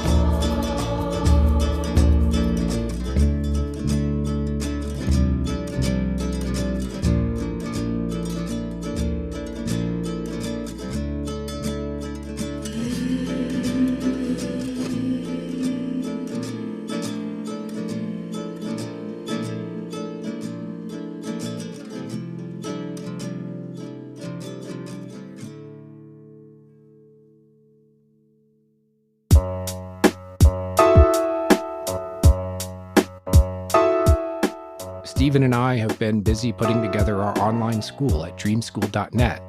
In fact, this Sunday, we have another seminar coming up. This one is on dream symbols. We hope that you'll sign up and join us there. It's free for all of you. Thank you for joining us for this episode of the Dreams That Shape Us podcast. And thank you for your continued support of us. For the reviews that you're leaving online, you should see what you've been leaving at places like Apple and Spotify. We really appreciate the help that you've been giving us in getting this message out, that dreams really are meaningful and that they really can shape your life. I'm J.M. DeBoard, your co-host, and for my co-host Steven Ernenwein, I'd like to wish you all nighty night.